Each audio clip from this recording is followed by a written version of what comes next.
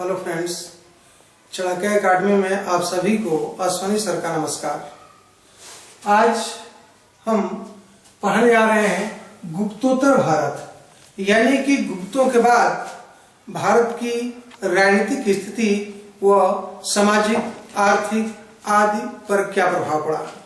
अब जानते हैं कि गुप्तों ने भारत में एक विशाल साम्राज्य की स्थापना की थी, वो भी लगभग 150 वर्षों तक उत्तरी भारत को राजनीतिक एकता के सूत्र में बांधे रखा।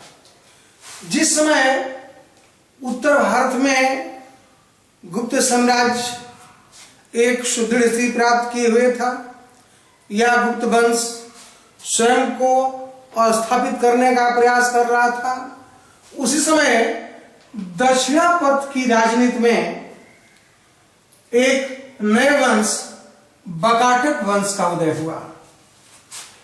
इन्हीं बकाटकों के सहयोग से चंद्रगुप्त द्वितीय ने सौराष्ट्र के शकों को अंत किया था। क्यों कि चंद्रगुप्त द्वितीय से इनका वैवाहिक संबंध था और सौराष्ट्र में राज्य करने वाले अंतिम शक शासक रुद्र सिंह तृतीय को चंद्रगुप्त द्वितीय ने पराजित करके हत्या कर दी थी। अर्थात इन्हीं बकाटकों के सहयोग से गुप्त शासक ने शकों का अंत किया था। हम इन्हीं के बारे में थोड़ा सा देखेंगे कि बकाटक वंश का संस्थापक विंध्य शक्ति था। विंध्य शक्ति 225 से 75 ईस्वी तक वहां कहा जा रहा। उसके अभिलेखों में उसे वंश केतु तथा उसकी तुलना इंद्र तथा विष्णु जैसे देवताओं से की गई है। लेकिन बकाटक वंश का पहला शासक प्रवरसेन था। प्रवरसेन था जिसने सम्राट की उपाधि धारण की। कई बार प्रश्न पूछा गया है और प्रवरसेन ने सम्राट की उपाधि धारण की, 4 अश्वमेध यज्ञ किया था। इसके अलावा अन्य भी 7 यज्ञ किया हुआ था। आप जानते हैं किसी वंश के शासक रुद्रसेन द्वितीय से चंद्रगुप्त द्वितीय की पुत्री प्रभावती गुप्ता का ब्याह हुआ था। लेकिन रुद्रसेन द्वितीय की आकस्मिक मृत्यु के कारण प्रभावती गुप्ता अपने पुत्रों दिवाकर सेन व दामोदर सेन के हेतु या उनके संरक्षण में राज्य कार्य कर रही थी। ध्यान रखेंगे प्रभावती गुप्ता 390 से 410 ईस्वी तक अपने अल्प वयस्क पुत्रों दिवाकर सेन तथा दामोदर सेन की वह संरक्षिका थी। दिवाकर सेन की भी अल्पकाल में मृत्यु हो गई तो उसका पुत्र दामोदर सेन अर्थात प्रवरसेन द्वितीय राजा बना, जो शक्तिशाली शासक था। और इनकी महत्ता इसलिए है कि इन्होंने एक प्रसिद्ध रचना सेतुबंध लिखा है। विदर्भ शैली में सेतुबंध लिखा गया है। आप जानते हैं कि कालिदास यहाँ दूत बनकर गए थे, तो कालिदास ने सेतुबंध का संशोधन भी किया हुआ है। इसी में राम के द्वारा लंका विजय का वर्णन है। इसे बाद के इतिहासकार दंडी ने कहावतों हेतु हीरे की खान कहा है। कई बार प्रश्न पूछा गया है। और अंतिम शासक हरिसेन को पराजित करके वातापी के चालुक्यों ने इस साम्राज्य का विलय कर लिया था। तो हम देखेंगे कि गुप्त वंश के पैरेलल ही एक वंश था दक्षिणापथ में बकाटक। अब आगे चलते हैं कि गुप्तोत्तर काल में मीन्स गुप्तों के ह्रास पर अन्य छोटी शक्तियों का उदय हुआ था। जैसे ये आपके कनौज, ये कनौज उत्तर प्रदेश का फर्रुखाबाद वर्तमान, ये कनौज में मौखरी वंश का शासन था। ये कनौज यानी कि इस समय पाटलिपुत्र का स्थान कनौज ने ले लिया था। और आप जानते होंगे कि कनौज का ही शासक मौखरी वंश का शासक ग्रहवर्मा था, जिसका विवाह हर्ष की बहन राजश्री से हुआ था। हम पढ़ेंगे कि ये मालवा के शासक देवगुप्त ने ग्रहवर्मा की हत्या कर राजश्री को बंदी बना लिया था, जिसे हर्ष ने छुड़ाया और उसे अपना राजधानी बनाया था। तो कनौज का मौखरी वंश, उसी तरह ये आपके पंजाब में हुण, पंजाब में हुणों का राज्य था। हम पढ़ रहे हैं कि भारत पर हुणों का आक्रमण भी इसी परिप्रेक्ष्य में देखेंगे कि पंजाब में हुण। तो अगर प्रश्न कई बार पूछा गया है कि भारत पर आक्रमण हुणों ने कब किया था, किसके काल में किया था, उसका नेता कौन था, तो ध्यान रखेंगे कि हुण ये मध्य एशिया में निवास करने वाली एक बर्बर जात थी, एक खनाबदोश जात थी। 165 बीसी में, आप जानते हैं कि मध्य एशिया की हलचल तिथि है। 165 बीसी में इनका आपसी झगड़ा, लड़ाई व जनसंख्या वृद्धि के कारण उन्हें अपना स्थान छोड़ना पड़ा था। और ये लोग 165 बीसी में बैक्ट्रिया पर अधिकार कर लिए थे, बैक्ट्रिया पर अधिकार कर लिए थे। वहां से ये लोग मंगोलिया गए हुए थे। मंगोलिया जाकर इन्होंने ये 2 शाखाओं में विभाजित हो गए थे।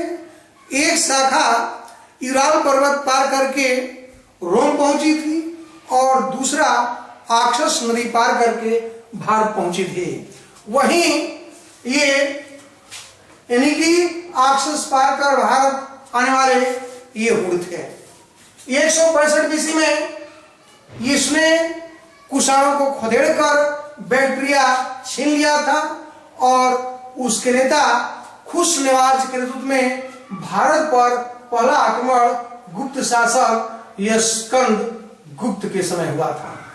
आप जानते हैं कि स्कंद गुप्त ने खुशनवाज नामक हुण को बुरी तरह पराजित किया और ऐसा पराजित किया गया कि अगले 50 वर्षों तक भारत पर पुनः आक्रमण करने का ये साहस नहीं कर सके थे। उसी तरह आगे यह हम कह सकते हैं कि तोरमार कुषाणों का हुणों का एक प्रमुख शासक था और यही भारत का प्रथम विजेता भी था।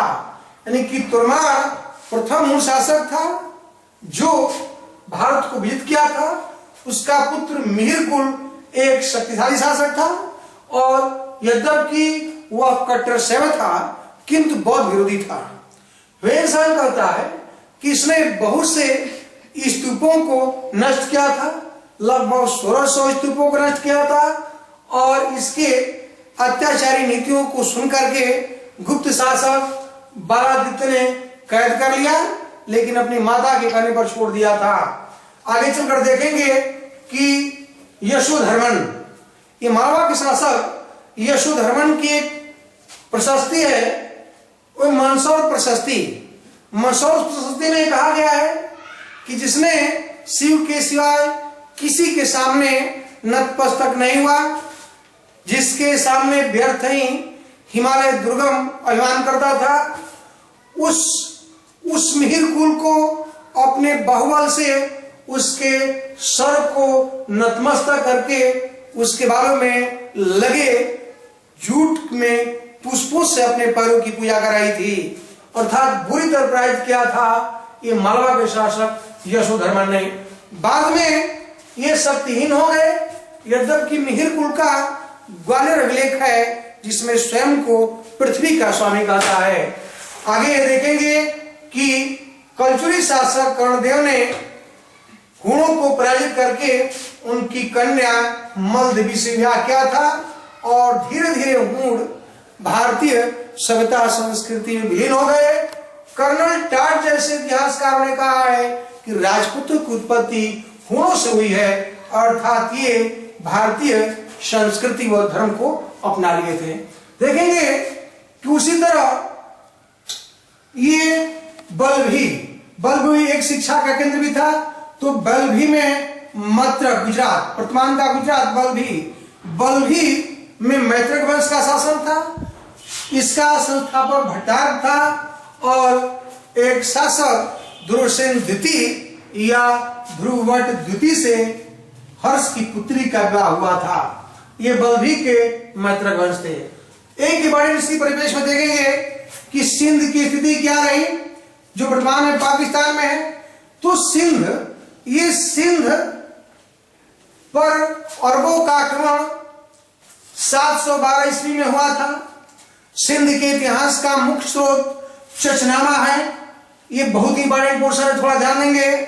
चचनामा मूल रूप से अरबी में है और यह अली अहमद की रचना है। इसे अली बिन हासिम कूफी ने फारसी में अनुवाद किया था। ध्यान रखेंगे, इसी चचनामा से ज्ञात होता है कि राय वंश का शासक राय साहसी द्वितीय था, जिसके ब्राह्मण मंत्री चच ने हत्या कर दी। उसकी विधवा से विवाह कर लिया और उसने एक नवीन वंश ब्राह्मण वंश की नींव डाली थी। ध्यान रखेंगे, किसी चच के पुत्र दाहिर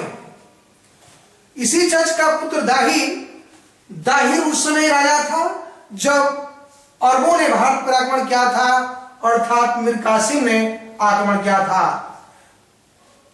इराकी गवर्नर हज्जाज के आदेश पर उसका दामाद और भतीजा मोहम्मद बिन कासिम ने 712 ईस्वी में सिंध पर आक्रमण किया। यद्यपि तत्कालीन कारण यह था कि श्रीलंका से कुछ जहाज उपहार लेकर लौट रहे थे, जिसे समुद्री डाकुओं ने लूट लिया था। उस युद्ध के हार जाना और समुद्री डाकुओं को पकड़ने की हज्जाज द्वारा मांग की गई थी, जिसको दाहिर ने अस्वीकार कर दिया था। यही तत्कालीन कारण था। ध्यान रखेंगे कि सिंध विजय करने के बाद मोहम्मद बिन कासिम मुल्तान भी जीत लिया। वह कनौज योजना की बना रहा था, कनौज विजय की योजना बना रहा था कि सुलेमान खलीफा, उस समय सुलेमान थे, खलीफा सुलेमान ने वापस बुला लिया था। और कहा जाता है कि वह दाहिर के 2 पुत्रियों के कुचक्रों के द्वारा मारा गया था। ये परमाल देवी था ना, ये 2 पुत्रियां थी, परमाल देवी और एक पुत्री, जिनके कहा गया कि वहां से जब जीत कर आया था तो उन्होंने कहा था, ये खलीफा को जब उपहार स्वरूप उनको दिया गया तो उन्होंने कहा था कि आपको ये हमारे साथ दुर्व्यवहार किए हुए हैं, इसके बाद आपको दिया गया है। खलीफा नाराज हो गए थे और इनको हत्या करने का आदेश दे दिए थे। तो मोहम्मद बिन कासिम का इनके कुचक्रों द्वारा हत्या हो गई थी। लेकिन हमें पढ़ना है कि इसका प्रभाव क्या पड़ा। ये कारण तो था, लेकिन इस आक्रमण का परिणाम क्या हुआ। तो सबसे इंपॉर्टेंट है, जो प्रश्न पूछा जाता है कि अरबों ने सिंध में कट्टरता की नीति अपनाई, जबरदस्ती लोगों का धर्म परिवर्तन कराया, मंदिरों को ढहाया, मस्जिदों का निर्माण कराया गया था और ये बर्बरतापूर्ण लोगों को धर्म परिवर्तन करने के लिए बाध्य करना पड़ा। ध्यान रखेंगे कि रचनात्मक कार्य भी इन्होंने किया था। ब्रह्मगुप्त की रचना खंड खाद्य और ब्रह्म सिद्धांत, ध्यान रखेंगे कि ब्रह्मगुप्त की रचना खंड खाद्य और ब्रह्म सिद्धांत का इन लोगों ने फारसी अनुवाद किया था। आप जानते हैं कि ब्रह्मगुप्त को भारतीय न्यूटन भी कहा जाता है। अल जाफरी ने भारतीयों के सहयोग से इसका फारसी अनुवाद किया था। उसी तरह अल-बरूनी, तकीक हिंद के लेखक अल-बरूनी कहते हैं कि पंचतंत्र, विष्णु शर्मा की रचना पंचतंत्र का भी फारसी अनुवाद किया गया था। एक इंपॉर्टेंट क्वेश्चन और है कि शून्य का ज्ञान अरबों ने भारतीयों से सीखा था। इसी के साथ मैं इस वीडियो को समाप्त करता हूं और अगला वीडियो होगा हर्ष मीन्स वर्धन वंश। तब तक के लिए धन्यवाद।